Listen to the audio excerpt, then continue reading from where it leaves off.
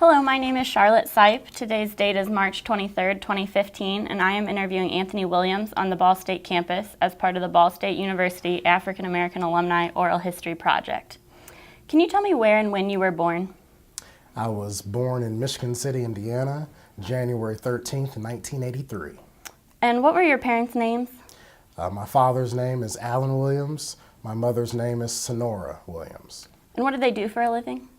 My father, he has had several different positions in the Human Resources Department, worked for a company called Jamar Ruby in Michigan City, Indiana. From that point, he transitioned to A.J. Wright, which is kind of a TJ Maxx conglomerate out of South Bend. And currently right now, he is a director of the after-school Safe Harbor program in Michigan City area schools.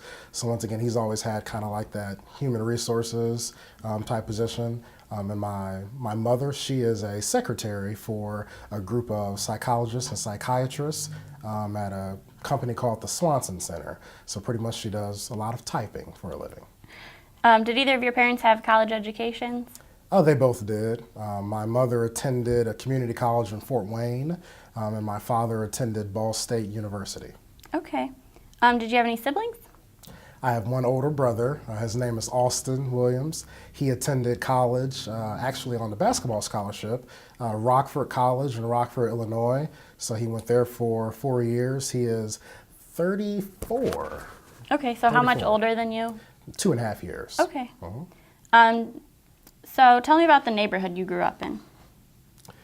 It's a neighborhood that, depending on what block you're on, you're going to see different things. I was blessed from the standpoint that I did have two parents that were college educated, but once again, that was not the norm in the neighborhood that I grew up on. So you would hear things on a week-to-week basis. You would hear gunshots, you would hear fighting going on, but you would also hear us playing outside, because that was something that my father and my mother were always very key on, is us having those relationships with our friends in the neighborhood. Mm-hmm. Another big thing with our neighborhood is that we all attended the same school up until around maybe first grade. And then at that point, what they decided to do in Michigan City was close down the school that we attended, and we all were distributed amongst 5 different schools. So we saw each other a lot after school, but we all didn't attend the same school, which was kind of a negative and a positive at the same time. But it was a very diverse neighborhood. Okay. So was your family religious at all? Very religious. I don't think there was a Sunday that I did not attend church when I was probably from birth all the way until high school. So once again, that's something that's rooted within my family. I've had a grandfather that was a pastor. I've had an uncle that was a minister. But once again, that's something that was taught early in the house, our belief in Christ and our faith in his daily provisions for us. So I would agree that, yes, we were very religious. And what denomination did you? Baptist. Okay. Baptist. So did your family put an emphasis on education for you and your brother? A strong emphasis on education. It's one of those things where they would always celebrate our accomplishments, but at the same time, they would always kind of extend and increase that expectation. So when I was younger, my brother and I, we did earn straight A's, or we had A's and B's on our report card, and we would go out and celebrate, but then also they would pose that question, what can you improve on? Mm-hmm. And so that taught us very early that there's always another stepping stone, something else that you can do to improve and to continually be a lifelong learner. So yes, we were, yes. Okay, so where did you go to elementary school? Went to Central Elementary School, which was the same school that my father attended. Then once again, when that school closed for various reasons, I ended up attending Edgewood Elementary School in Michigan City, Indiana. So once again, had some of the same students from my own neighborhood, but that also allowed me to be exposed to people from around the small town of Michigan City as well. So I had another diverse experience attending a different school. Were these public schools? They were public schools, yes. Did your family ever consider private schooling, or? No, and I think that's a part of my mother and my father wanting to give us that culture. So even with us growing up in the neighborhood that I described earlier, it was something that they wanted us to experience what culture was like, what other students were living like on different sides of town. So even if it wasn't us attending a different elementary school, we were doing different things on Saturdays. There's a university in Westville, Indiana, which is maybe 15 minutes away from Michigan City, called Purdue University North Central, and they would have different programs on Saturday called Super Saturday. So my mother and my father, they made sure that we would attend those programs, even if it was something like researching dinosaurs or researching the planets, so therefore we could be exposed to various things that weren't happening in our elementary school, but also the other students from around the city as well. So in elementary school, did you like school? I love school, but I think it's the reason why I'm in education now is the people. It's the people that make a difference. So can I necessarily remember what I learned from a content subject area in fourth grade? Not necessarily, but I can remember the teacher, and I can remember various conversations that I've had with specific teachers in elementary school, and for that matter, high school, college as well. So I think it's the relationships that make the difference. What were some of your favorite subjects? Social studies, once again, connecting that to specific people that taught. So Lucy Corwin was an elementary teacher, one of my favorite teachers of all time. And the reason why I say social studies with her is because she challenged me from a Black history standpoint. At that point in time, growing up with my father and my mother, they exposed us to a lot of the history, not only Black history, but American history. And so when I had Miss Corwin, she challenged me because I knew a lot. So therefore, she would say to me, okay, what else can you learn? So I know you know the basics about history, but let's take it a step further and learn a lot more. So history was always a favorite subject of mine, and we can throw math in there too. So. Okay, so where did you go to high school? I went to Michigan City High School, which consolidated from Michigan City Elston and Michigan City Rogers back in 1995. So I went to Michigan City High School in Michigan City, Indiana. It is the only high school in Michigan City. There is a Catholic high school, Michigan City Marquette. So once again, you have many elementary schools feeding into 2 middle schools, feeding into 1 junior high. So I had a pretty large graduating class, above 500. So a lot of different diverse people that I became friends with. Okay, so did you do any extracurricular activities in high school? In high school, yes. I played basketball. I thought I was halfway good when I was in high school. Was a part of the marching band, was a part of any other band-related activities, Spanish club, National Honor Society, things like that. But for the most part, band and basketball took up a lot of my time.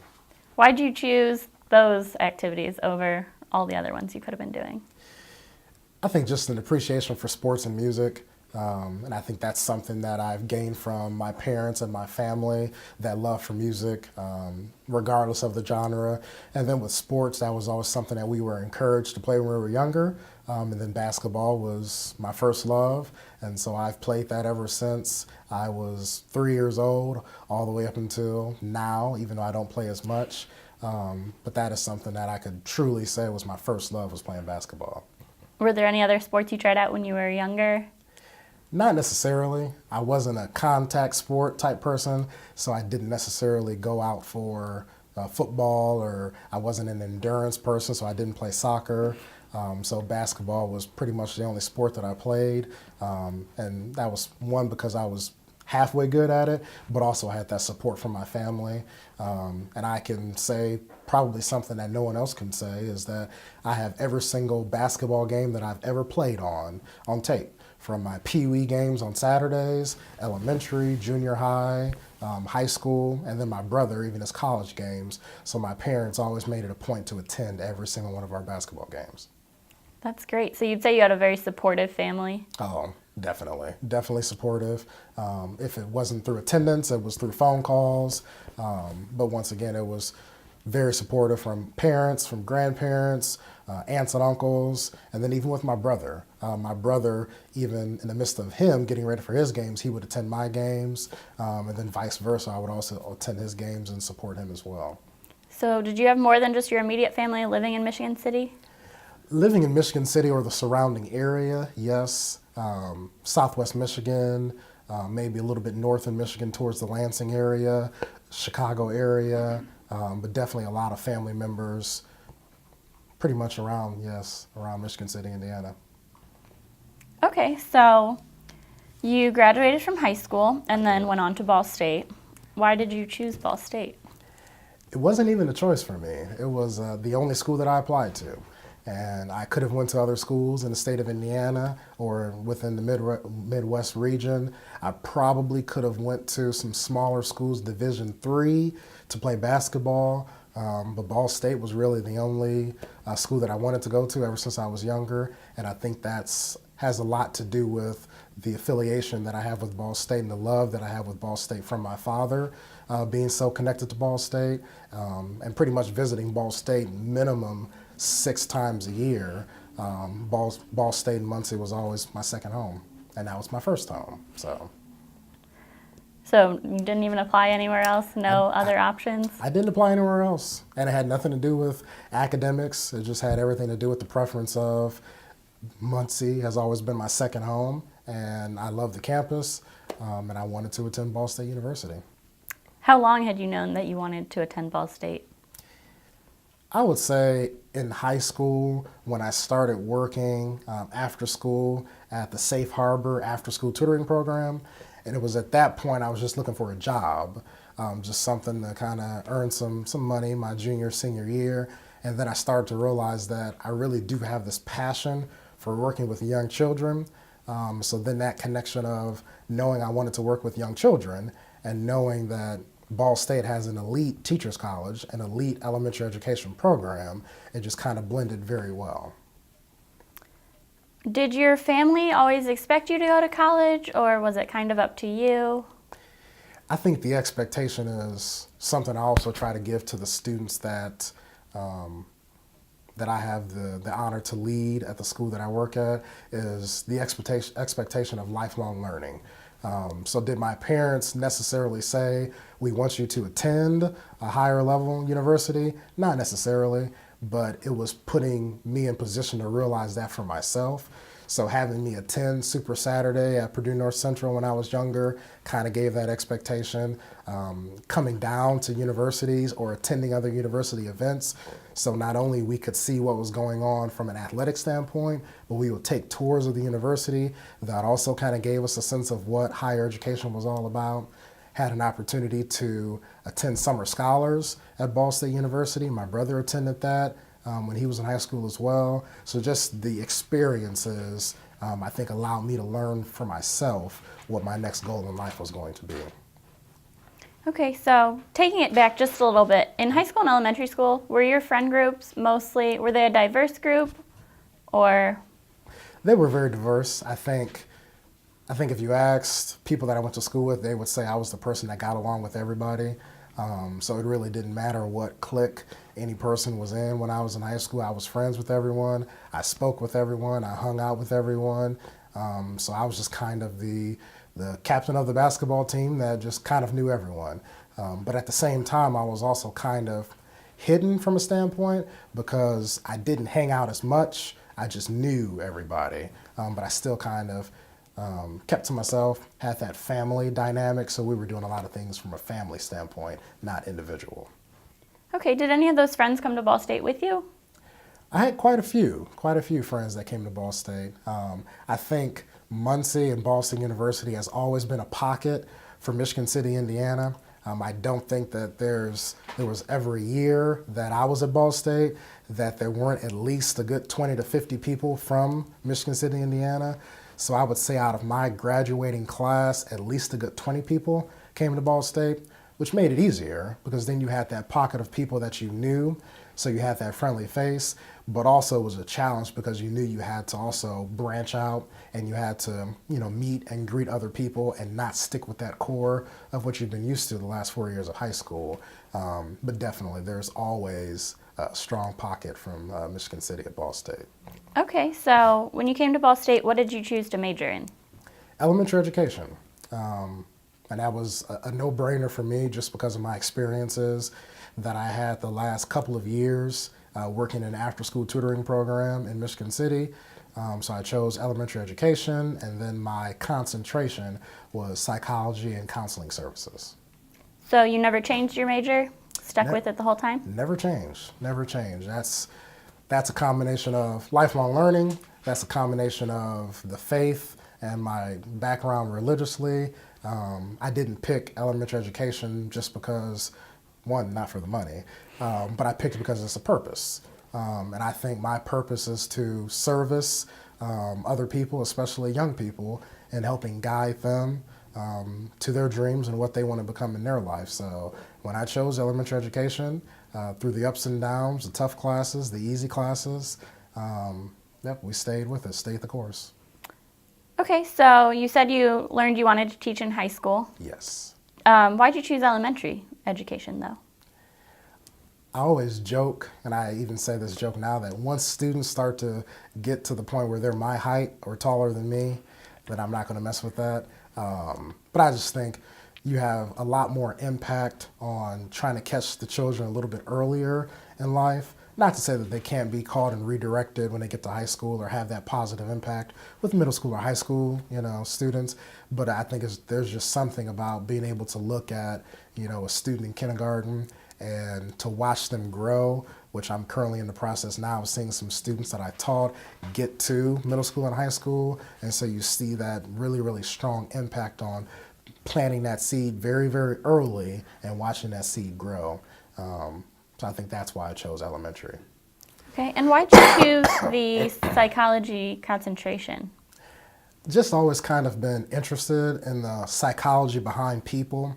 And that kind of comes from taking a psychology and a sociology class back in high school and just kind of learning how to read people and the reasons why groups of people do what they do.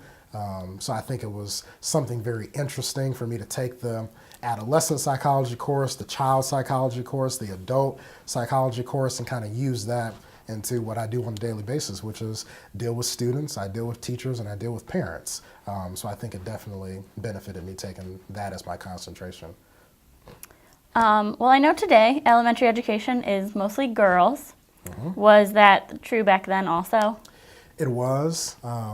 Probably no more than 5 males from the beginning of when I entered elementary education at Ball State University until when I graduated. So we always knew each other. And so if we had those same classes, we could come in and we would give that smile to each other because we knew that this was a rarity that we had that many, males in one class.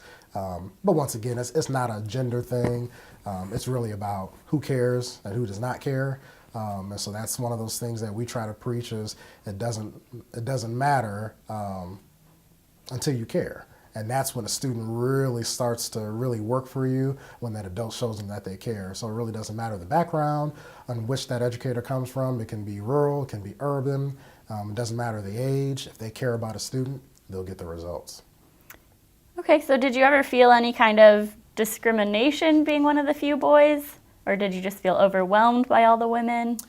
Not necessarily, and I think that's, once again, just a perspective thing. And so the more that you learn about other people, the more that you learn how to interact with other people. So I always took that as, yes, there may be 20 females and 1 male in a class that I am taking, but those 20 females all come from diverse backgrounds. They come from different places in the United States and different places across, the globe here at Ball State, because it's very diverse worldwide. So just being able to work with, all of the people, all of the students in my classroom, learn from them and use that in my everyday life. All right, so when you first came to campus, what were your thoughts? Were you nervous or were you excited? Or I was excited, a little nervous just from the standpoint that, once again, I did come to Ball State frequently every single year, whether or not that was for alumni events, sporting events, things like that.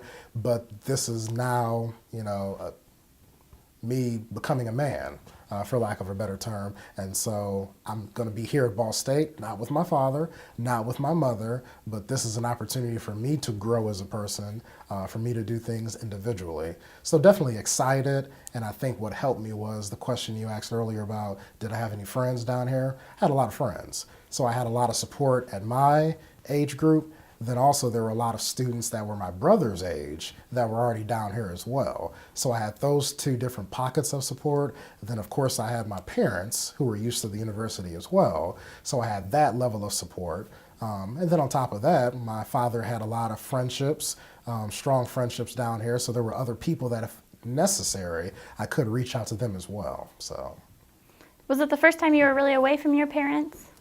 not necessarily.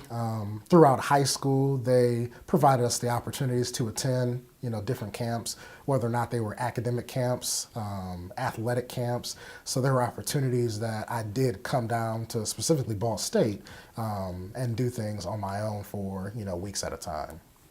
Okay. So where did you live your freshman year? I lived in La Follette, Woody Shells, 222. Okay, and did you have a roommate you already knew, or did you get a random roommate? I had a roommate. He was from just outside of West Lafayette, and he was my roommate for the first semester, and then the second semester was a person that I grew up with back in Michigan City.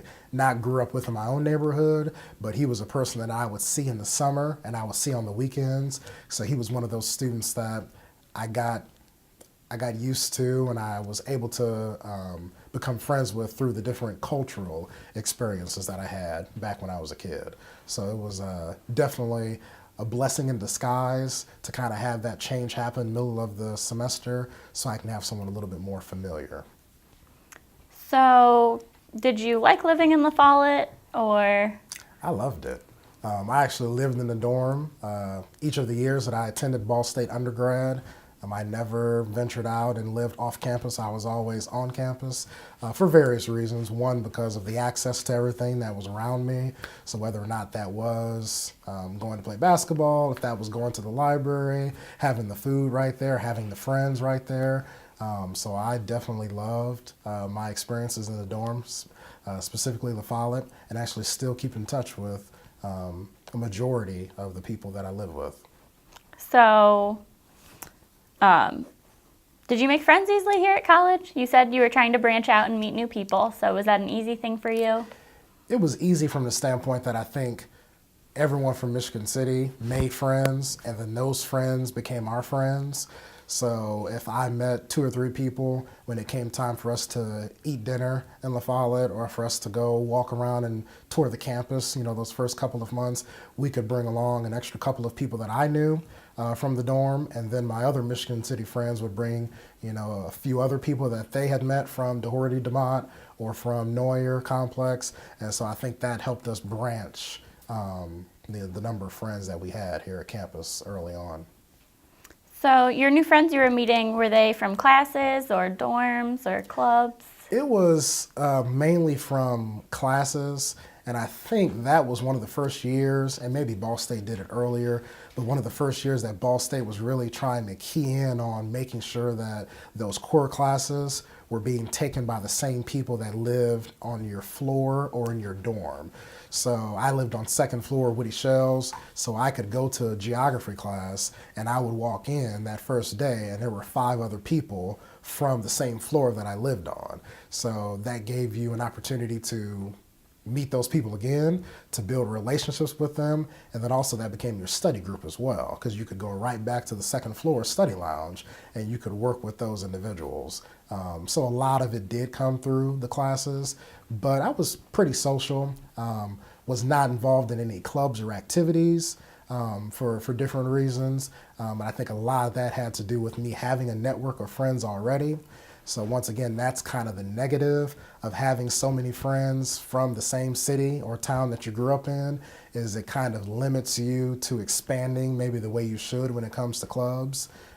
But then once again, there's the positive that's kind of hidden in there as well. So was this new friend group diverse?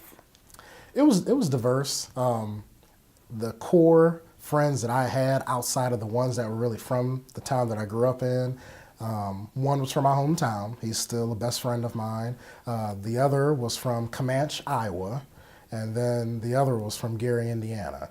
And so the 4 of us didn't live in the same complex. We all lived in different complexes here at Ball State, but we were the best of friends. We're all still great friends today via social media, and then we see each other maybe once a summer, as well with our families now that we've gotten older. But that was our core group, and it amazed us because we all came from very diverse backgrounds, and so the stories that we would tell each other, and then we would go visit each other in our hometowns as well. It just really was a pretty long-lasting friendship that I'm very proud of. So. Okay, so those first couple months at Ball State, what was your biggest struggle? Academics.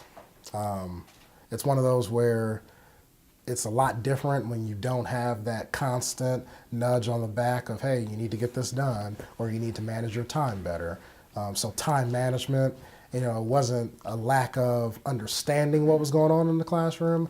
It was the fact that you went to class maybe 4 or 5 hours a day and realizing that there are still another 19 hours in the day. And how do you budget that? How do you balance that? Do you balance that with going to the library and studying? Then you have your time that you're going to be social with your friends. You have your time that you still want to get out there and exercise and do things of that nature. So the first, not only couple of months, but the first year or so was very difficult with time management and making sure that everything was getting done. So. Okay, so you came to Ball State in August of 2001, right? Yes. So about a month after you came here, the terrorist attacks, Yes. September 11th, occurred. Yes. How did you react to that, and do you feel like you would have reacted differently had you still been at home? If I still would have been at home, I can't necessarily say what my reaction would have been. At that point in time, I probably would have been up, just because my father always told me, the day is half done at 9 o'clock, so we got to get up, we got to get things moving. But I do remember it vividly. Once again, Woody Shells 222, and we were in the dorm, and actually I woke up and there were other people in the room, and they were watching that small little 12-inch TV we had on top of the dresser, and I kind of woke up not really knowing what was going on, and then everybody kind of filled me in, and so it was definitely one of those, do you remember when? And I remember vividly where I was at in that room. I could walk into that room and tell you specifically where I stood. Probably could even name some of the people that were in the room with us as we were watching that. So it's definitely a very unfortunate moment in history, but I think it's something, along with other unfortunate moments, that as a nation, all the way down to individually, I think everybody found some type of strength that we can move on from that, but I definitely remember that. How did campus as a whole react to that event? I pretty much remember everybody kind of staying to themselves. I didn't go to class that day, so I remember there were a lot of classes that were canceled, definitely very somber. And I think I probably did what the majority of everyone else did across the country when it happened, is we called home, or you called somebody. You had to call a family member, you had to call a relative, mom, dad, and I'm pretty sure everybody had that first initial reaction of, did you just see what happened? So I think it was a sense of not panic, but a sense of concern as well, because if we have this happening on our own soil and territory, then I think everybody was kind of wondering, can it happen again? Where's the next place that it's going to happen? Is it going to be a major city? But that is something that during my time at Ball State, was always very aware of what was going on around the world. Got that from my father. My father always collected magazines and newspaper articles of events that happened in history, and that is something I used to do as well. So I would always go out and get the daily news or get the Muncie Star Press. So therefore, if there was something big that happened, I had that documentation of this point in history. So once again, we never forget what happened. So. Were there any patriotic demonstrations on campus in the weeks following that you remember? That I cannot remember, no. Once again, I just remember that initial, everyone kind of coming together, and obviously I remember the prayer circles, because Ball State has always done a great job of that. I can definitely remember other incidences, that have happened on campus, from shootings of students, other tragic things that have happened to presidents, things like that, where we've had those prayer circles and the campus come together and unite, candlelight vigils, things like that. Okay, so back to just general college. How'd you pay for school?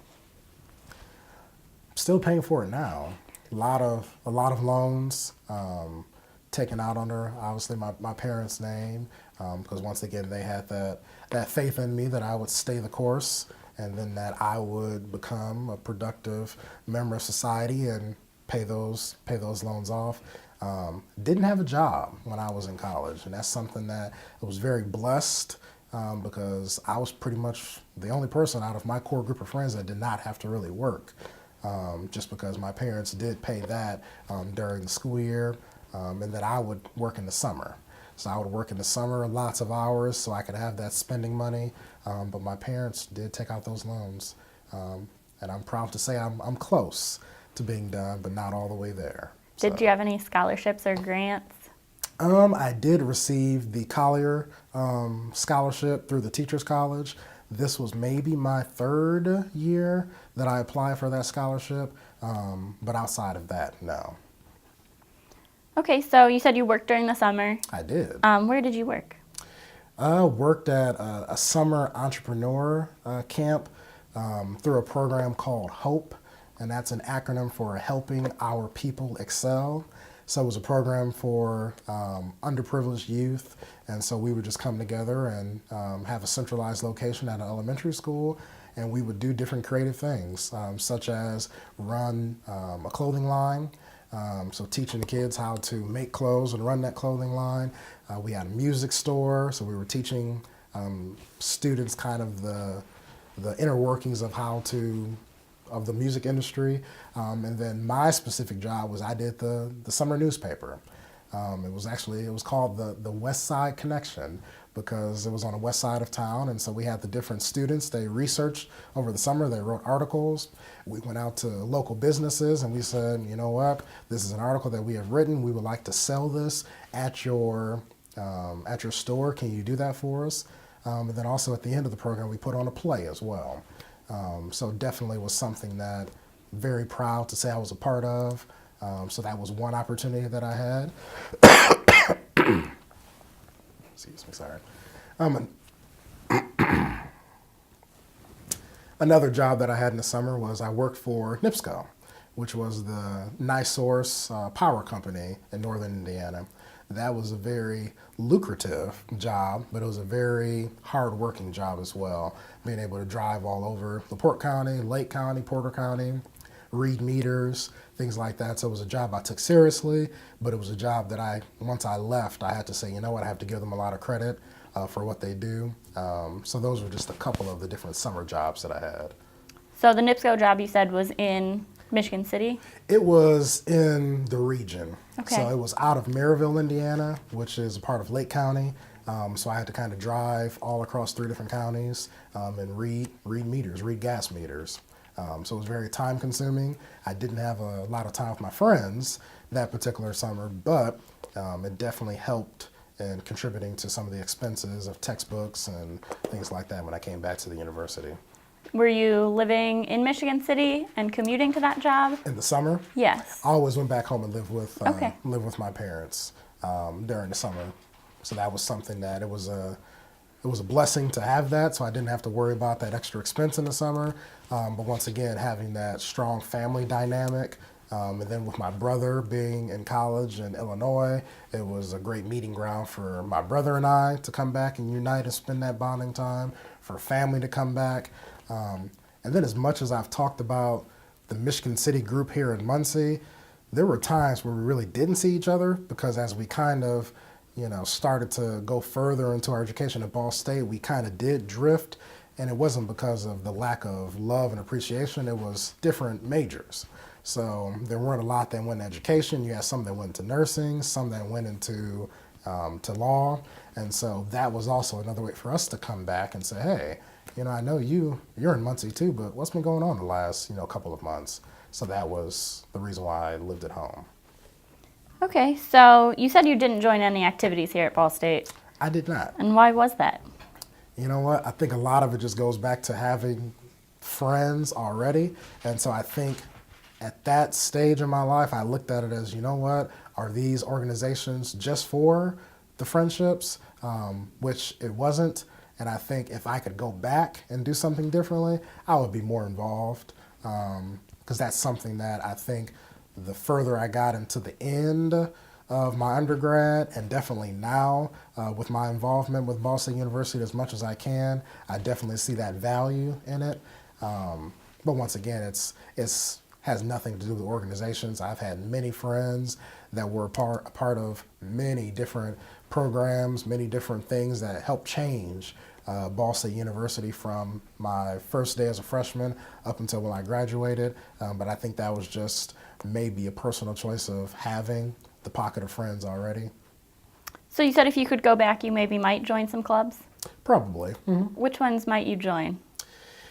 I would say the ones that stand out for me would be Black Student Association, just because of that diversity and being able to share those common experiences. I think any type of organization that focuses on diversity is an organization that not only that particular demographic, but all should be involved in. And I think that was the positive that I saw when I was here at Ball State, was that you had a lot of very different diverse organizations that weren't just for African Americans. They weren't just for Hispanic Americans. They're for everybody.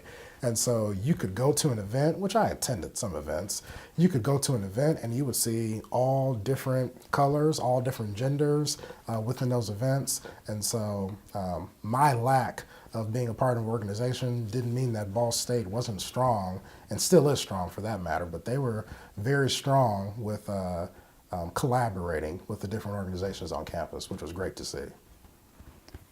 So you said that you lived in La Follette your freshman year, and then you did. stayed in the dorms. Did you stay in La Follette specifically? I went from La Follette freshman year to Neuer my sophomore year, and then I was in Shively. I was in Shively Hall for my third and fourth year, and then my fifth year, I was out at the apartments right across from the football stadium, which the name is slipping my memory right now. Scheidler or Anthony? Is it Anthony? That's what they're called now. Yes. So that's where I was at for my fifth year here on campus. Okay, so those 5 years in the dorms or in the apartments, did you room with people that you knew?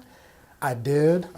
So the freshman year was with someone from West Lafayette, then my own buddy from Michigan City. My sophomore year, random story that goes with that, I actually checked in the night before. My roommate wasn't there.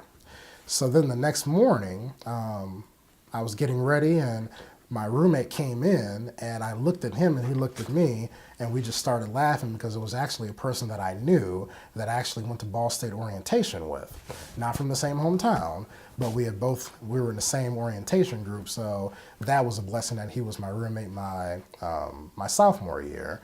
And then the last 3 years in university, I lived by myself. And that's for various reasons as well. One, a lot of the people that I was friends with that were my brother's age, they graduated at that point. So they had moved on to their families, they had moved on to their careers. Of the core people that I used to hang out with, some of them didn't make it.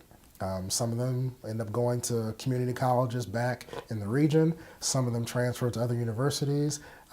So there again, that goes back to if I could go back in time and become more involved in organizations, then my last 3 years, I probably would have had another pocket of friends that I could have turned to and relied on versus those first 2 years when it was all just people from the town that I grew up in. It's very true during orientation when they tell you in that circle, when they say look to the left and look to the right, some of these people will not make it. Those words are very true. Some people didn't even make it to Labor Day. But then there are some people that they didn't make it 3-4 years. So once again, building the largest pocket of true friends that you can is something that I would urge all freshmen as they're coming into Ball State University to do. Okay, so while you were here at Ball State, how connected to Muncie did you feel? Very connected, and I think that's the education part of it. So not necessarily as connected from an organizational standpoint, but everything I did from a service standpoint was through education. So our SVS, our voluntary services, I remember being a reading coach at Longfellow Elementary, and I enjoyed that, which was a requisite, but I continue to do that. So I continue to be a reading coach. And then being a part of Motivate Our Minds, I actually worked for Motivate Our Minds a couple of summers when I was still in college, and then one time when I was actually teaching here in Muncie as well. So once again, always staying connected. But I think that's key for Ball State, and that's something that they do really well, is staying connected to the city of Muncie. So it's really just a matter of finding an opportunity, finding something you want to do, and I guarantee Muncie has that already written in that affiliation with Ball State University.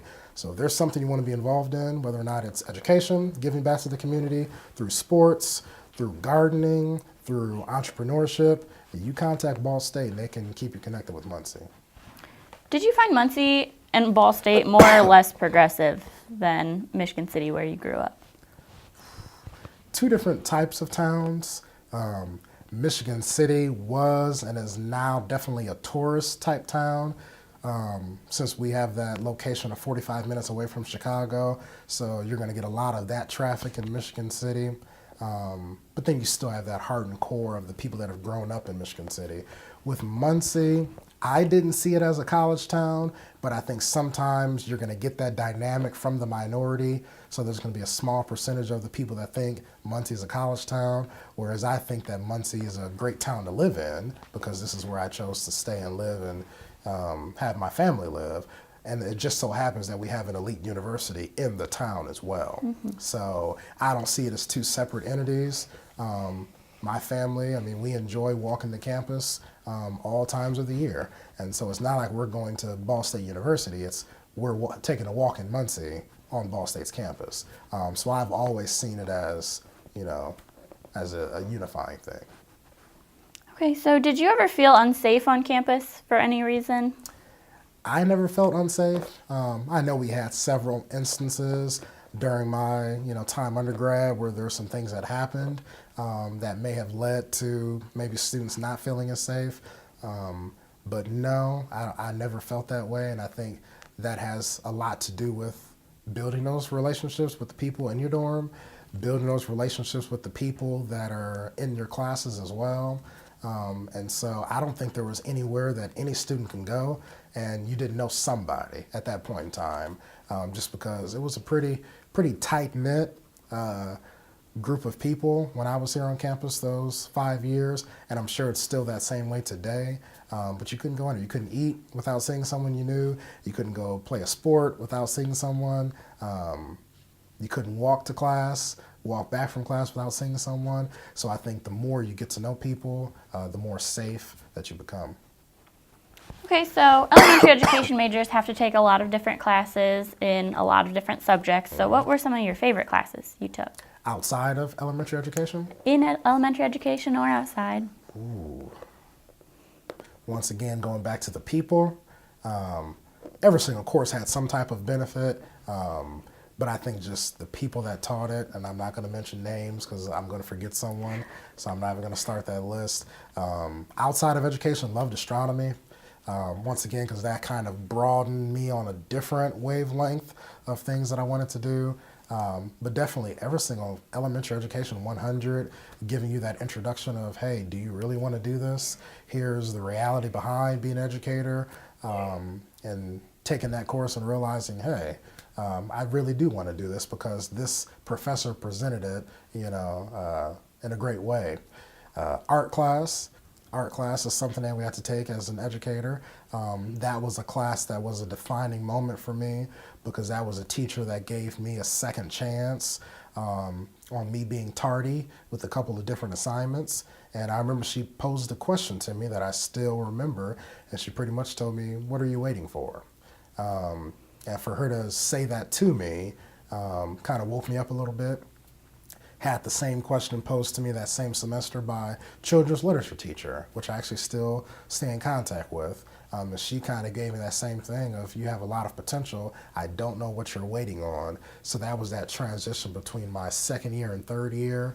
So those were just a couple of the teachers that took me from not having that time management the first couple of years to finishing out on Dean's List the rest of the time that I was here. Okay, so you went from getting not so good grades to getting pretty good grades. Yeah, not so good would be an understatement. And that's just a part of the reality of, sometimes I think you have to experience things in order to tell somebody else maybe the right way to go. And so now I can wholeheartedly look at a student in the face and say, you know what, I remember those days where I struggled. It wasn't elementary. It wasn't necessarily junior high or high school. It was my first couple of years of college, but I had to turn it around. And how I turned it around was having a support system. So you have to find someone, family, friends, teachers, that you can rely on, that you can go and say, can you help me? And there's always going to be someone there to kind of help you turn it around. Okay, so campus changed a lot while you were here, correct? It did. They built a lot of new buildings. I know the Arts and Journalism building and the Bell Tower both finished construction in 2001. So what were your favorite new buildings, or did you think all the construction was silly and annoying? No, never annoying, because that's something that I still take pride in today. Is I make a joke with people and I say, you know what, you see that brick on that new building? I paid for that brick. It could be something really, really small, but just having that vested interest in the university and seeing it progress from even 2001 until, 2015 now. But I think a lot of that goes back to the history of Ball State University and the appreciation of Ball State University. So having a father that attended the university and was very dedicated and always coming down, I was able to see the progression a lot more than just my friends that came here in 2001. So I've seen the progression of the Alumni Center, and things like that as well. Or not only Ball State University, but the city as a whole. So I could drive around town with my father, and my father could say, you know what, I remember when there was nothing down McGalley, or there was never even a mall down that way. So then I have to visualize, wow, this city has really come a lot in the last 30, 40 years, to the standpoint that there were roads that weren't even here anymore. Or the fact that they used to play their football games in a totally different location than the luxury stadium that they play in now. So I think I do have that appreciation of how it's changed, but even more so knowing that my father was able to kind of tell me what it was like for campus when he was here. And then also have to give credit to the history department as well. I mean, documenting and having photos, having interviews of what the campus used to be like and how it is now. Just being able to sit that photo down on the table and show it to an incoming student, they have to take appreciation for the university that they attend. All right, so when you said you had quite a few friends when you were here. What kind of things would you do with your friends on campus? I mean, a lot of it for me, since I was kind of a recovering basketball player who didn't go to college to play basketball, it was focused around sports. So if it was not us playing sports, we were always attending some type of activity as well. At that point in time, not to say that a lot of our major sports teams won't come back to prominence, but at that point in time we had a pretty good basketball team, so we rallied around that. We had a pretty good football team, so that's where we were at every Saturday.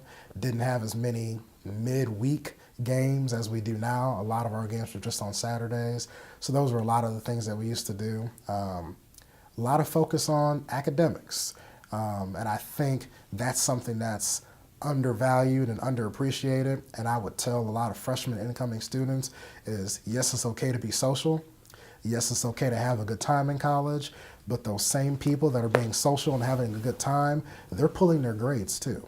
And it took me about a year to realize that the same people that are going out and they're eating at AJ with their friends and they're playing basketball 4 hours a night, I'm thinking, wow, they're not getting their work done, but they are. And they're on Dean's List. So it's that balance of, yes, we need to be social, but yes, we need to know that we're here for a purpose, and keep it academic as well. Got to balance. Okay, so it took you 5 years to finish your undergrad. It did. Why was that? A lot of that was me wanting to rewrite some of the wrongs from an academic standpoint. So there were some classes that I didn't do particularly well in that I went back and I retook them because one, I wanted to kind of boost my GPA, but also I wanted to kind of challenge myself and saying, you know what, I didn't give it 100% when I took it as a freshman, and I need to take it again because this is going to come in handy later on in life. There's a reason why I have these classes on my schedule. I've always been very purposeful with my classwork, undergrad or graduate, because I know it's going to serve a purpose. So there were at least a good 3 classes that I can remember off the top of my head that I took over again, even some in the summertime. But I think that helped me in the long run, being on the 5-year plan. And then also I think it helped me really, really focus academically. Like I said, I earned the dean's list the last 3 years that I was in school, and I think it was good for me to finish strong, to have that momentum as I was looking at the real world, staring at my face after I graduated. So.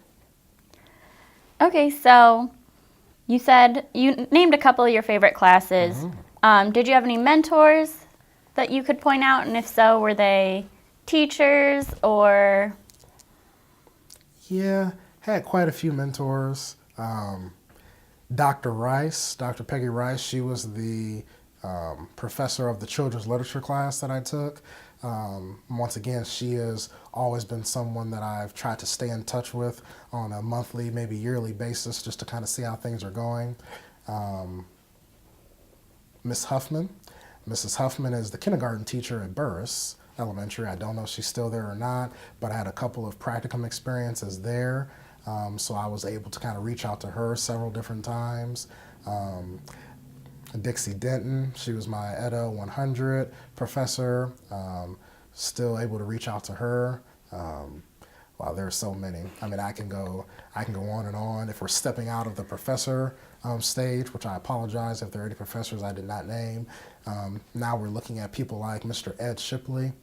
Mr. Ed Shipley and my father are close friends. So once again, if we're thinking about Ball State University, if we're thinking about the Alumni Center, I mean, the first name that always comes to mind is Ed Shipley. So he has always been supportive of not only myself, but of my family, of my father, a great family relationship there.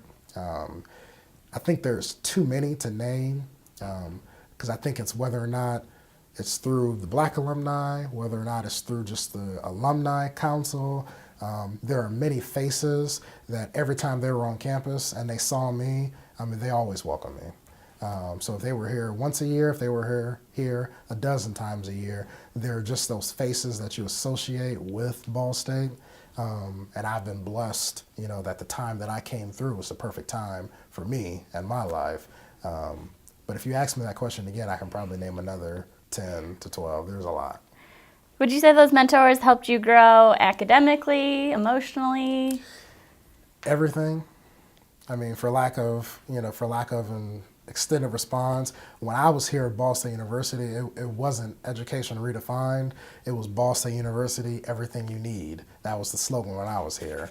And so honestly, it really was everything. It was the academic push that you needed, because Ball State has always been an elite university academically, and over the years I can see that we've continued to raise that expectation.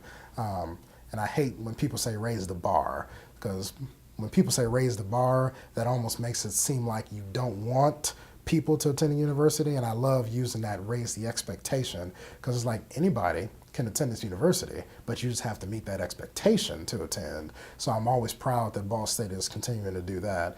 But it's a social thing as well. It's an emotional thing. I can probably call at least 5 people right now and ask them what was something that was key to you becoming the man or woman that you are. And in their top 5, they'll say Ball State University. I wouldn't be where I am today without Ball State. So that's why I'm forever grateful to the experiences, that I've had, the people that I've met, the people that have encouraged me, and that's why I can continue to give back to Ball State. Okay, so if you're any kind of education major, you have to finish a semester of student teaching. Yes. Where'd you do your student teaching? My student teaching was at Grissom Elementary School in Muncie. So it's on the south side of town. Was able to work with a male teacher who was actually retiring at that point. So he taught me a lot about old school education, a lot about setting expectations, and then at the same time encouraging your students to meet those expectations. So very appreciative of that experience. Love that I could do it here in Muncie, because at that point in time I was starting to kind of have to pick, where do I want to move? Do I want to stay here? Do I want to go somewhere else? So it just so happened that that was a good way for me to kind of get my foot in the door through student teaching. Okay, so and what grade level was that? This was fifth grade. It was fifth grade. Those students graduated 2 years ago. Actually still keep in touch with one of them. And this particular individual is the person that I would say it was my success story. And I think everybody always says, if you can go in and you can help change or help guide at least one person, then it's worth it. And she was definitely a person that took the encouragement, she took the advice, and she's pretty successful for herself. So it's definitely something that makes you feel old, knowing that the students that you used to teach are now graduating high school and they're moving on, but it's also a pride in that as well. And how much choice did you get about what grade level you student taught or where you student taught? We had a little bit of choice, not with necessarily where. We kind of gave our different options if we wanted to be the city or the county, things like that. The grade level, we just kind of gave our preference, and so my preference was upper elementary, just because I didn't know if I could do the tying of shoes and then the runny noses with kindergarten, which those were all stereotypes. Now that I'm in education, I realize that there are some kindergarten students that can do above and beyond what you ever thought kindergarten students can do. But at that point in time, I was thinking, let's just kind of take the third, fourth, fifth grade level and let's see what we can do there. So. Okay, so and why did you choose Muncie or Delaware County? One, because I kind of had those experiences through reading coaches, through Motivate Our Minds. So I knew I wanted to work with the lower SES status of students. And so that was kind of my niche, and I wanted to stay in that area. And since you asked that question, there's another person that I omitted when I was talking about professors, Dr. Joyce Jamerson. I cannot finish the interview without mentioning her. She was my university supervisor when I student taught. Phenomenal, very encouraging, not only for me being African American, not only for me being African American male, but just an educator in general that cares about students. So I definitely appreciate all that she has done for me, for the university, for herself. She is the definition of an entrepreneur. So Dr. Jameson, Mrs. J, have to give her a lot of credit as well. All right, you mentioned in there that you wanted to work with students of lower socioeconomic status. Yes. Why did you make that decision? I think that's the conversation of equity versus equality. And I think as you take classes, as you experience things with your own eyes, you realize that they're different and people use them synonymously, and they're not supposed to be used that way. So there are certain schools, regardless of whatever city that you're in, that there's an equity issue. So things may be given, resources, finances to various places, but it doesn't always mean that it's equitable. And so I just thought, you know what, if I can share some of the background of how I grew up, which still I was very, very blessed the way that I grew up, and it still was not the life that some of my friends had growing up, but I can always look a student in the face and say, I understand what you're going through. I never tell anybody I know what you're going through, because I don't. I can understand it because I lived in a neighborhood that was like that. I had friends that were like that, but these are things that you can overcome. And once again, if you can just share that message and genuinely mean it, definitely goes a long way with students. Did you student teach your last semester at Ball State? I student taught the first semester. So I came in the fall, and then I took a few more classes, and then that's when I graduated in May. So there's pros and cons to student teaching in the fall. One, you get to be there from the beginning. So when the students meet the teacher for the first time, they meet the student teacher for the first time, which is a strong positive versus coming in the spring and having to learn what's happened in the first 6 months and finish the rest of the school year. So I enjoyed it that way, but I don't know if they do it that way 100% of the time anymore.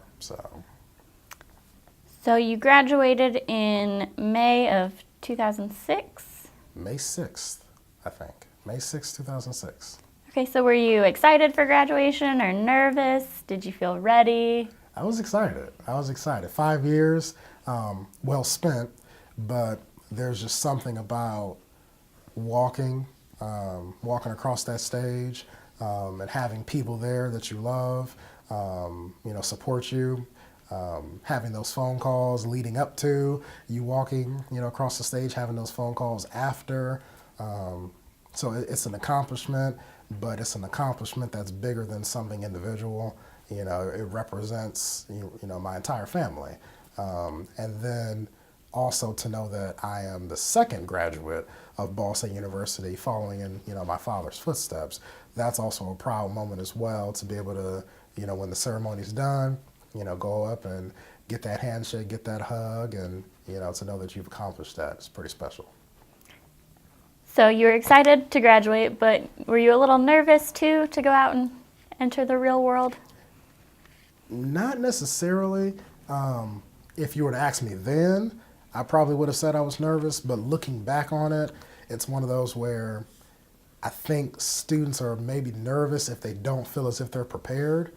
But with Ball State and the major that I had, I was prepared. I can look at my transcript right now, and I can run through every single class, and I can tell you how I've used each one of those classes in my 9 years of education up to this point.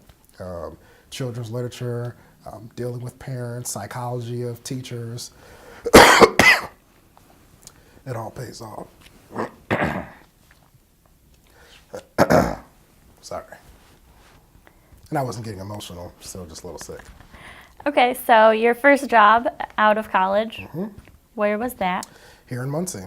I was actually living in Shiler Apartments. And I had just finished with the teacher fair at Worthen Arena, and I was debating where I wanted to start my career. And at that point in time, obviously, with me being a male, and with me being an African-American male, I had a lot of different cities, a lot of different corporations that were potentially wanting to hire me. And so I had to make that decision. Do I move? Do I move to Charlotte, North Carolina? Do I move to Arizona? Do I move to Atlanta? Do I stay local, Muncie, Anderson? I already had that Muncie connection, and in my heart, I wanted to stay in Muncie because this has, once again, always been my second home, so I wanted to stay here. And I was just getting ready to make a decision of going somewhere outside of Muncie. And the assistant superintendent, Steve Edwards, gave me a phone call and said, hey, can you come in for an interview tomorrow for Muncie Community Schools? And I said, I can. And the rest was kind of history. Went in, had a pretty good interview, and stayed here in Muncie. And you were teaching elementary school? Yes, I taught third grade for 3 years at Northview Elementary here in Muncie. At that point in time, there was a school that opened up called East Washington Academy. East Washington Academy was a blend of the dynamics of the old Washington Carver Elementary School, which is downtown, and also the high ability population of students that came from Storr Elementary. They combined that to reopen this school, and they called it East Washington Academy. So I was able to interview, and they pretty much handpicked the staff to come to this new school. And so I was a teacher there for 3 years. I taught third grade, fourth grade, split classes as well. So I definitely enjoyed my 6 years here in Muncie teaching. So did you stay at that one school for your whole time teaching in Muncie? I was at Northview for 3 years, and then I was at East Washington Academy for 3 years, just teaching multiple grades, upper elementary. I'm also doing some coaching as well.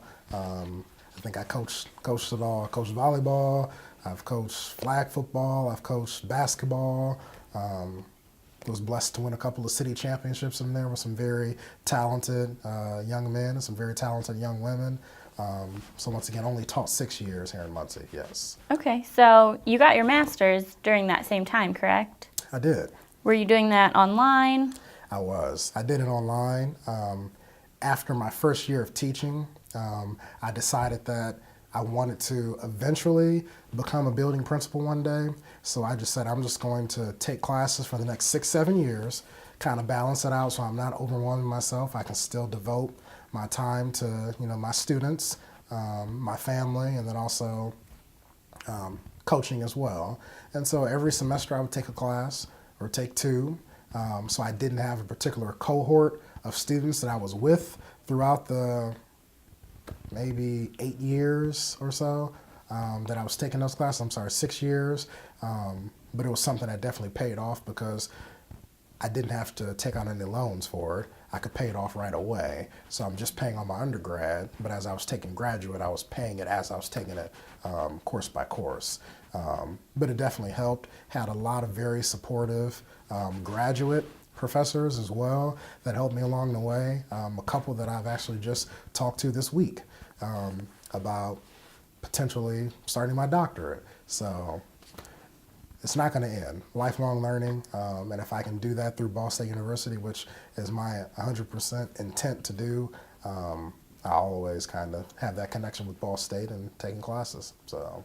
All right, so you said you went and got your master's because you decided you want to be a principal. Yes. Why did you decide that? I think it's a combination of two different things. One, you have people kind of talking in your ear saying, you know what, I think you'd be a good building leader. But then also at the same time, when I was teaching, I was that teacher that I was always more concerned with everybody in the building and not just my 20, 30 kids. So yes, I did everything I could for my 20 or 30 kids, but if I saw a kid in the hallway, it was kind of like I had to talk to that kid and figure out what was going with that student. Or when I coached, I had different kids in different classes, so I would always follow with the teachers to make sure that their grades were above average so that they could continue. So I think I've just always had that global look at an elementary school instead of maybe just that focus on one particular classroom. So I think those two things combined is what kind of pushed me in that direction to be an administrator. Okay, so you worked 6 years for Muncie Community Schools? I did. And then you got your first administrative job, right? I did. And where was that? That was in Marion, Indiana, through Marion Community Schools. So I taught for 6 years, and I just thought, you know what, I think this is a good opportunity for me to start looking for an administrative position. So I reached out to the same person that hired me in Muncie. He was now the superintendent in Marion Community Schools. So I reached out to Mr. Steve Edwards, and I said, I saw this position posted. Can I come interview? I think I'm ready. And so I went up and interviewed in Marion, and I was hired as an assistant principal at the intermediate school, which is grades 5 and 6 in Marion, Indiana. It was a failing school. So I came in with a brand new leadership team. So we had a new principal. She was coming from Indianapolis Public Schools. And so we were kind of charged with turning that school around, making sure that the culture and the climate of that building was established so that teachers could get back to their passion of teaching and students could get back to their passion of learning. So I was there for 1 year before I moved on to become a principal, but proud to say that I was a part of the foundation that school is now just a couple points away from being an A school. So, can you tell me a bit, like, demographically about Marion, Indiana? It is. Just within the last couple of months, there was some stats that came out that Grant County actually has the highest poverty rate in the state of Indiana from a county standpoint. The school that I am currently at, we have 94% of our students free and reduced lunch, 91% poverty with the school that I am currently the building leader at. Demographic-wise, we were looking at maybe 45% Caucasian, then we have 15% African American, 15% Hispanic, 15% multiracial. So once again, very diverse, which is kind of every single spot that I've been in from a teaching standpoint was diverse. Every single job that I've had, in the summer has been diverse. So once again, that's something that I would tell to the freshmen coming in, make sure that you're being strategic with the jobs that you have and the things that you become a part of, because it's all a building block and it's preparing you for something later.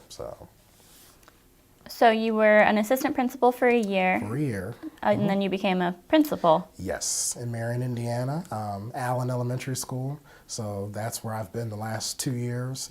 So once again, taking leadership of an F school. That's something that I was familiar with from my assistant principal time, something that I'm also familiar with from a challenge standpoint, from my coaching, from my competitive nature. There's only one way to go but up. So we took that challenge on with a great staff, great parents, great students. We're making progress. We're a D school right now, but I told my staff when we went from an F to a D, we actually went from an H to a D. Because if you look at our scores, they weren't an F, they were way below an F. So it's about progression. I'm very excited about this year to see where we're gonna be at the end of all the assessment windows. But once again, it's about culture, and I don't want it to make it seem like it's all about academics, because it's broader than that. It's about students, it's about their emotional well-being, it's about their social well-being, it's about understanding and caring about families, which is what we do. And then the academics part is just a piece of it to just kind of show that those things from a climate culture standpoint are in place. So what would you say has been your most rewarding job so far? I don't know if you can say I've had one. And if I do have to pick one, I'm probably going to have to step out of education, and I'm going to have to go with the whole family. The role of being a son, a brother, a husband, a father, that's going to trump everything. And that comes from the leadership that I've had. Mr. Scott Blakely, he was my principal the 3 years I taught at Northview, my principal the 3 years I taught at East Washington Academy, still a great friend, best friend actually, and he told me when I first started teaching, he said, you have to make sure you prioritize. He said it's God, family, wife, son, school. And he says with the family part, you can, mix that in. If you want to put family, wife, son all together, that's fine. But just make sure that God always comes first, and make sure that school always comes after your family and God. So that's why I would say that's probably my most difficult job on a daily basis, is the family aspect, and it's the most rewarding. But if we're looking at it strictly educational, that's just going to be tough. Because I think everything has prepared me for the next step. So even right now, the position that I'm currently in, and I love it, and if I'm there for the next 20, 30 years, that'll be a blessing. But that may even be preparing me for something that I don't even know yet. So. All right, so tell me about your wife. What's her name? Her name is Courtney Williams. And when did you marry her? Married her, we always joke about this. I married her February 18th, 2013. And how did you meet her? I met her, she was actually a student teacher my first year of teaching. So my first year of teaching in Muncie, she was a student teacher. And so I remember just having conversations with my boss, just kind of saying, you know what, this is a great crop of student teachers that are here. They're really, really all solid teachers.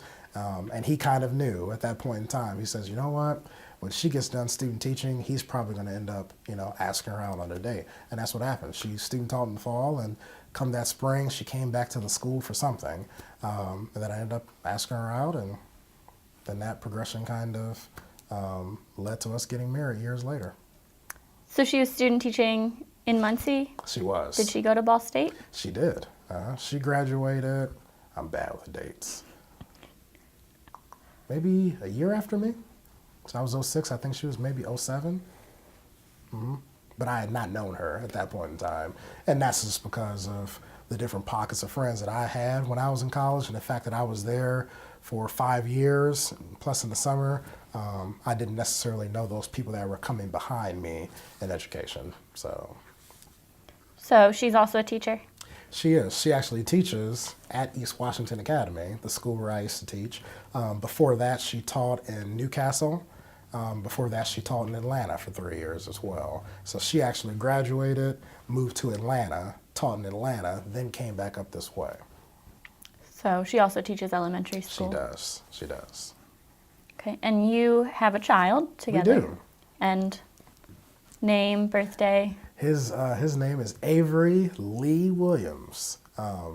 Middle name the same as my father's middle name, Lee.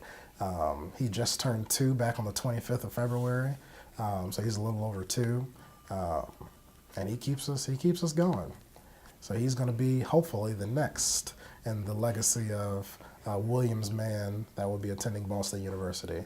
But just like my father, and as he raised me, it's going to be about expectations of being a lifelong learner. And if that propels you to go into the direction of Ball State University, great. But if not, continue learning, because that's what it's all going to be about.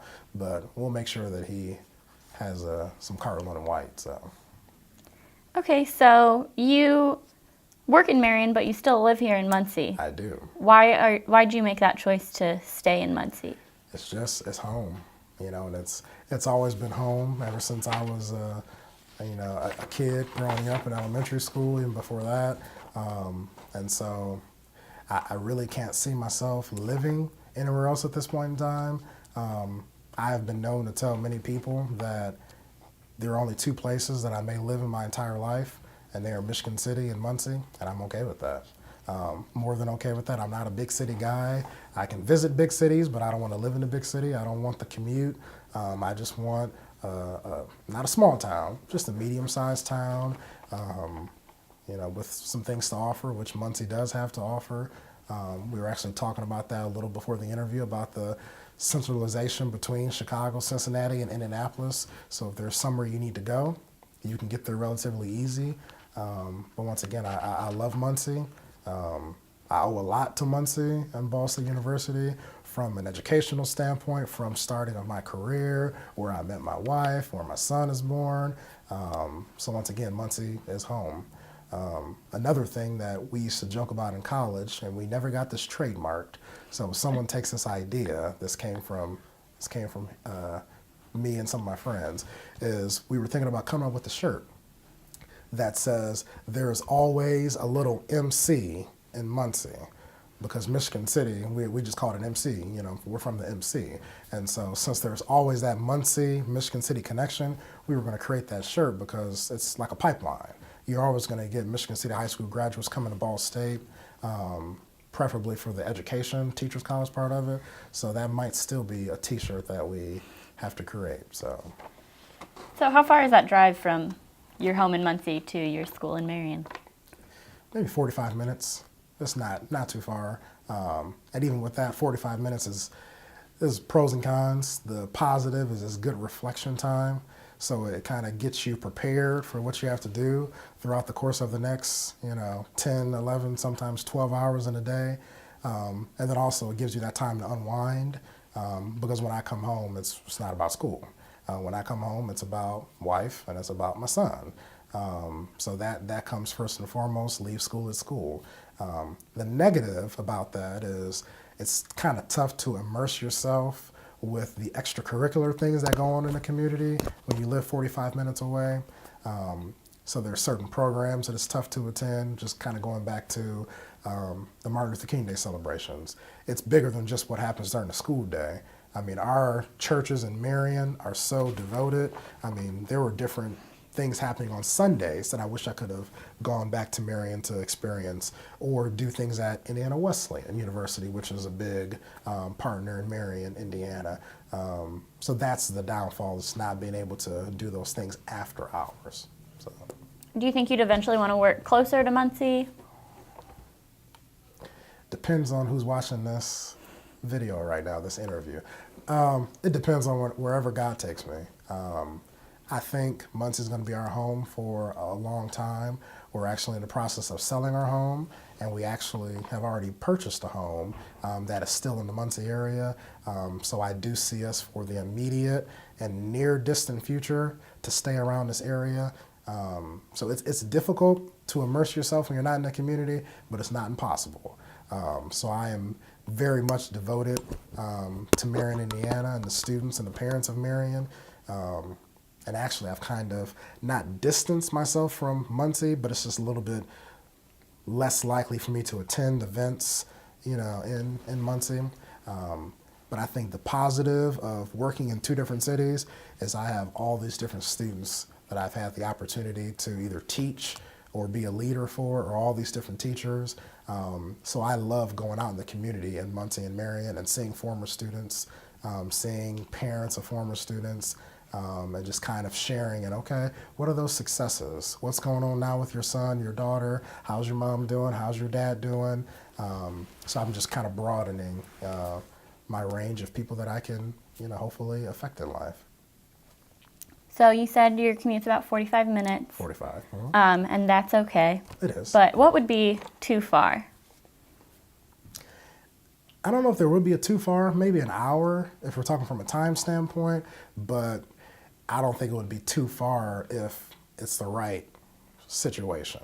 If it's the right school, the right situation, then nothing's too far. So, I mean, if there was a school back when I was coming out of college, if I wanted to stay in Muncie, and there was a school in IPS that I was really devoted that could help me grow, and I could help that school grow, then nothing's going to be too far. And the reason why I can say that is because we can walk up and down campus and we can take a poll on how many professors at Ball State are successful that don't live in Muncie, that they commute on a daily basis. And I think their bosses or whoever's above them would say, as long as you're getting the job done, that's all that matters. All the schools you've worked at have been public schools. Mm-hmm. Have you ever even thought about teaching in a private school or looked into that? Not necessarily, but I think it's less about the debate of private and public and charter, and it's more about where do you think you can best help students. It just so happens that in my 9 years of education, I feel as if my best place to help students is in a public setting. So I have a lot of respect for those that work in charter schools, a lot of respect for those that work in private schools, because all of our challenges are different. So the challenges of those that work in a private school are different than public schools. Not comparing, saying one is greater than the other, it's just a different challenge on a day-to-day basis. And I think more people need to realize that instead of having the debate of public versus private and public versus charter, is realizing it's about students, period. So you'd say you see yourself staying in public education? I see myself staying where the need is for students. Yes. Okay. So your son, do you see him going to private school or public school, or have you thought about this yet? I see my son attending a school that's very diverse, culturally, very diverse, economically, and provides him with opportunities that probably go above and beyond what my wife and I can give him. And I think that's a part of the challenge that my parents had, is they're both college educated. And so how can we broaden the horizon of what we can experience myself and my brother in, knowing that we're going to give them a lot already. So my wife and I, with the experiences that we've had, my wife, she did her student teaching abroad. So she's been out of the country. So she has that experience, and I have some as well. So being able to find a school that's going to take that from my son and then also still increase the expectation. So that's the school that he'll attend. Do you and your wife plan on having more children? Did my wife want you to ask that one? No. No? Okay. It could be in the future. It's one of those where right now, having a child, it's a lot. And it has nothing to do with finances, has nothing to do with the things that you have to buy. It has everything to do with time and attention. Because if you're going to do anything from a career standpoint to the best of your ability, it's going to take time. So the fact that I want to be the best leader that I can be, the fact that my wife wants to be the best teacher that she can be, that takes time. Then when we leave those behind at 5, 6, maybe 7 o'clock at night, then we have to make time for each other as husband and wife. Then we have to make time for our son. So I think if we can get to that point where we feel 100% comfortable in having another child, I think we'll do that. But I think once you get past one, you kind of have to be really strategic and and really, really plan for having 2 sets of eyes that are on you at all times of the day. So. Okay, so you said that both the schools in Marion you came to were F schools, and a lot of urban schools are failing. And why do you think some of the reasons for that? That's a tough question. Let me start with saying I've said that there are both F schools to you right now. That's probably only the maybe fourth or fifth time that I've actually referenced those schools as being F schools, because I remember when I was an assistant principal, the principal and I, we walked in and we looked at the staff and we said, this is not an F school. These aren't F students. These aren't F teachers. We don't have F parents. When I was blessed to be the leader of the school that I'm at now, Allen Elementary in Marion, same thing. I said, we're not an F school. You guys are not F teachers, or these are not F students and F teachers, and I have not referenced it at any other point the rest of the school year, because they don't need to hear that. Also, what I think that does, and I'm going to have you ask your question again in a second here. Actually, what I think that does is it puts a stereotype, a negative connotation, when you continue to refer to underachieving schools as underachieving. Heard a piece of advice from Dr. Al Long. He is currently a mentor to some of the administrators in Marion Community Schools. And he says, I am tired of people calling students in schools at risk. He says they should call them at opportunity. He says we don't need to tell a student that they're at risk. They already know they're at risk. So we don't need to tell an underachieving school that they're underachieving. They already know that. So it goes back to what resources are you going to put into that school in order for that school not to be underachieving anymore. That's where that debate of equality and equity come into play. So if we're talking strictly financial, if you're giving a school that is overachieving and underachieving the same amount of money, you're giving them equal money, but that's not equitable. At some point, you're going to have to look at the underachieving schools and say, you know what, maybe they do need more resources. And that is something that I've been blessed with. In the two schools in Marion that I've been at, we do have a school improvement grant from the state of Indiana. The Department of Education has been phenomenal in working with us. And what they work with us on is not just giving us human resources or financial resources, but it's about sustainability. And a lot of times we think we can just give underachieving schools money or give them, something extra than what they have, and it's not about that. It's about what are they going to do when the money is gone? How do they sustain that success or that minimal growth or, excessive growth? So I think that is how we tackle underachieving schools. Is you start with giving them some resources, but also you put a plan in place for them to sustain it for years and years after the resources are gone. I don't know if that answers your question or not. I think so. Okay. Okay, so since you've graduated, you've stayed involved with Ball State. You were a member of a Teachers College Alumni Board. Why did you choose to stay involved? It's something that I'm not even near as involved as I should be, and I think as I get older, I start to realize that impact more and more. And I think it started with maybe my junior year or my third year undergrad, as I started to really realize, you know what, Ball State has given a lot to me, and I need to give something back to Ball State, whether or not it's time or finance, whatever it is, just to show that appreciation. So I think that's the reason why I stay involved, but mainly because I like to learn. And Ball State has many opportunities where you can put yourself in a position to be around people that are doing the exact same thing that you're doing and they're successful at it.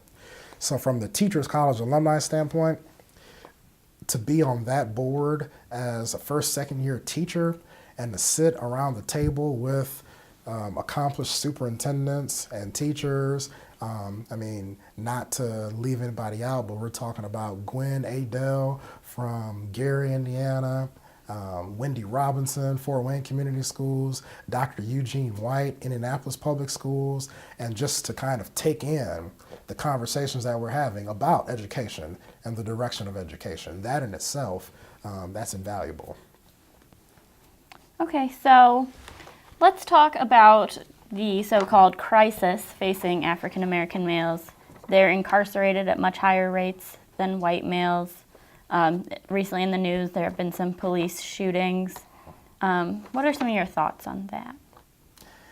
A lot of that is, my thoughts go back to community. my dad used to always say, and I know it's something that many have always said, is it takes a village, and that is indeed true. It can't just be a best friend. It can't just be a mom. It can't just be a dad. It can't just be a teacher. It takes every single person in their process of them aging through their education to help guide them along the way. I'm not one of those that I don't critique what's gone wrong. I'm one of those that when situations like that happen, let's not have it happen again. And that's something that I try to ingrain in the students that I see every single day is I make mistakes every single day, but I don't make the same mistake tomorrow that I did today. We have to learn. And that goes for everybody involved. Whether or not it's the individual, the person that's committing, every single person involved. We have to take some type of responsibility for what is happening. I go back to my father and some of the things that he used to talk to me about that I think is missing nowadays. And it's the concept of I may be going down the wrong path, but I'm not going to let you go down the wrong path. And my generation, I think, may be the last generation to embrace that, where I had friends that were making some very, very poor decisions in elementary and junior high, but they knew I was a straight and narrow guy. So what they did was they kind of helped protect me. And they said, no, leave him alone. I don't want you messing with him. That's Anthony. He's cool. He's okay. Or, yeah, he doesn't do that. He doesn't get involved in that. And I think today what you have happen is you have people that are wanting to get everybody involved in some maybe less than stellar choices. So I think that's a part of it. I think another part of it, so that would be my community response of what we need to do. I think if we're looking from a bigger response, from a national or from a government standpoint, I think people need to step back and realize that we're not as far along as we think we are. Yes, there's been some dramatic things that have happened from the 60s. There are some great accomplishments from people of all races, all genders, but I think sometimes people want to jump and say everything's okay. And I think it's about reflection and realizing we're not there yet. There are still some things that we all can do better, regardless of race, regardless of gender. So let's not act like everything is okay. So when we have different things that have happened in history, you talked recently about Ferguson, Missouri, we got to step back and we got to reflect and say, one, are we where we should be? Two, if not, how can we progress? And I think that's the way I try to look at everything. I think that's just my fatherly, paternal instinct, and I think that's just my building leader instinct is there are many unfortunate things that happen. We have to acknowledge that they happen first of all, and sometimes you have people that don't want to acknowledge that things happen that are wrong. That's the first thing that needs to happen. You have to actually step out and say, what happened was wrong. Then reflect on it and say, how can we do better? That was a long answer. It was. I'm sorry. I get that from my father. He's long-winded too, so. So, any specific things we could do better? Because your answer is pretty broad. And it's not one of those where I don't think I'm the one to say specifically what can happen, because I think we're all looking at everything from a different lens. And I think it's really just about having conversation, and it's about reflecting. And that's one thing that I've always tried to do, even with me being a principal, is there are things that happen in the classroom between a teacher and a student. And when I call that parent in, the first thing I say to that parent is, you and I have to remove ourselves because we really don't know what happened. We weren't in the classroom. They were in the classroom, but we weren't. So whatever rush to judgment that we have, right or wrong, we can't do that. And so I don't know if I can necessarily say that there's anything specific that we can change, but I think a lot of it does go back to education. And I think the reason that I can sit here and say what I'm saying is because I do have an appreciation of the history of what's happened. And I hate to make everything about education, but for me, it is. And I think if people in general knew more about what people had to go through to get us to where we are right now, we'd have a better appreciation for not letting some of the things happen that happen on a daily basis. emphasis on daily basis. And I think the media tries to portray that these things don't happen every single day. And there's things that happen every single day that need to be reflected upon. But you got to know your history. Got to know your history. So we're kind of talking about discrimination here. Have you ever felt like you were the victim of discrimination based on your race? I'll answer that two different ways. Have I ever felt like I was the victim of discrimination? No. Have I been the victim of discrimination? Yes. But that just goes back to the support system that I have, and my parents and the other mentors that I have named, is being the victim or seeing yourself as the victim is only going to get you so far. So you have to have that inner strength. You have to press forward. And then almost it's kind of, in a weird way, it's a sense of motivation. I mean, so if there are people that either subconsciously think you can't do it, or they really think you can't do it and say it to your face, that becomes motivation for me as a leader. And I'm just thinking about me personally as a building leader. I'm relatively young. I'm only 32. So the first discrimination that comes to mind is some people will look at me and say, what is this teacher who's only been an administrator 1 year going to do with our building, who's been an F for years and years? He's young. He hasn't taught 25 years. What does he know? So what you have to do is you have to go out and prove yourself. So that discrimination, have I been discriminated against? Yes. And I'm sure a lot of people, regardless of race and gender, can say that. But it's all about how you use it. You got to use it as a tool. So can you give me a specific example of when you were discriminated and how you use that as a tool? I would say, if we're sticking with the education part of it, there aren't too many African American male principals, especially in Marion, Indiana. There are none, and I believe I'm only the second in the city of Marion to actually be an African American male principal. So one, I take pride in that in itself. But there are going to be those doubters. If you're going to have those parents that they're going to have that look on their face when they come into the building and say, I would like to speak with the principal. And then I give them a big smile and I say, well, I am the principal. Would you like to come to my office? And then you have some people that blatantly will tell you, you don't know what my child is going through. If they know my background, you've never been through that before. How can you help my child? And I try to let them know that it's about caring. And if I care about your student, I care about your student, regardless of what situation they've come from. So that would be a prime example. I could probably name a few more, but that'd be the first one that comes to mind. Now that you're an administrator, do you ever miss being a classroom teacher? I would like to think that I'm still a teacher. You still kind of have to get some things in place before you can spend more time in a classroom. So, I mean, you have to get that climate and culture. So you have to have that climate of students wanting to come to school every day, excited about it. Teachers have to want to be there and be excited about teaching. Once you get that in place, then you can start to work on that culture of what your building is like, what's the mission, what's the vision. Then I can make sure that I'm in the classroom doing things with my kindergarten students for Dr. Seuss Week, or I can make sure that I'm teaching a small group, which I do with our fourth graders in preparation for I-STEP testing. So do I miss being a teacher? Not necessarily, because I still am, but there are some parts of being a teacher that I don't miss. The grading of papers I do not miss, things like that. But it's just a trade-off. So always a teacher at heart. So you said one of your goals as a administrator is to get kids excited about coming to school. Mm-hmm. How do you do that? One, you have to reach out outside of the school building. We have a lot of very positive things going on at Allen Elementary.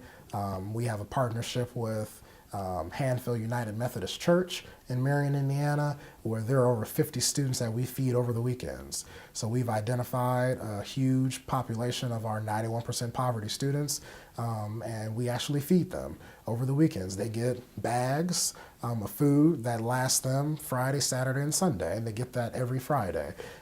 It's actually called BEST bags. So the acronym stands for Bless Each Student Today. So things like that, when you can reach out into their home and say, even when you're not here, we're with you. I mean, I think that goes a long way. And there's something about watching a student run down the hallway on a Friday afternoon to get that food because they know they need it and they're excited about it.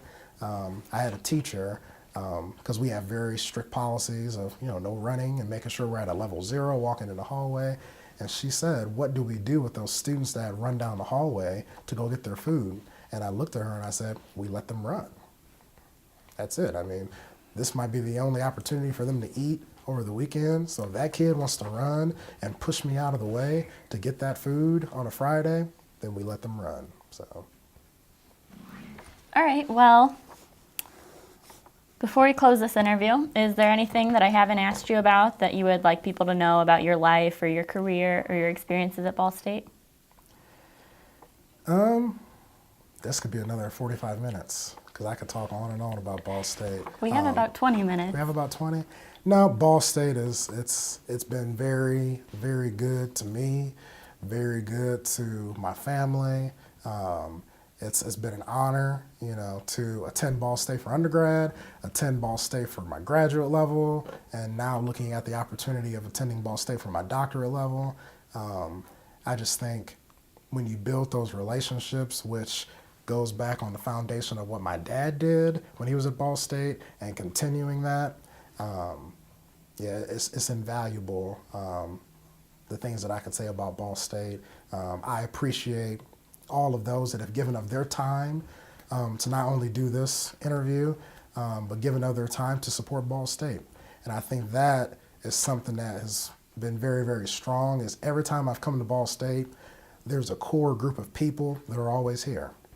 And I think when you see people giving of their time to be here for Black alumni, to be here for Alumni Council, to be here for Teachers College, to be here for homecoming football, and you see those same faces, as you get older, you start to think, you know what? If they keep coming back 6, 7, 8, 10 times a year from LA, from Atlanta, from DC, then it means something to them. And as I'm getting older, I'm starting to realize I understand why they do that, because it means the exact same thing to me. I don't miss a homecoming. Still try to get to as many events as I can. I hope to one day be back on the Teachers College Alumni Board for my second term. Hope to be involved with other associations from an alumni standpoint. But like I said, it was everything that I needed when I was coming into becoming a man, and it's helped me become a man. So all I can say to Ball State University is thank you. Anything else you'd like to say about your life or career? No, I think that is it. Definitely want to thank you all for documenting this, because once again, I think it goes back to knowing your history and being able to have the accounts of many people from different generations, of those that have attended Ball State University, and have that documented for those that are coming in to see. They're going to see success stories. They're going to see different paths. So I can't wait to look at the video myself of the different people, because you're going to see that there were different paths that everyone took to get to where they are. And I think that's going to be fun to watch. All right, well then, on behalf of the Ball State University African American Oral History Project, I'd like to thank you for your participation. All right, thank you. It's been a pleasure.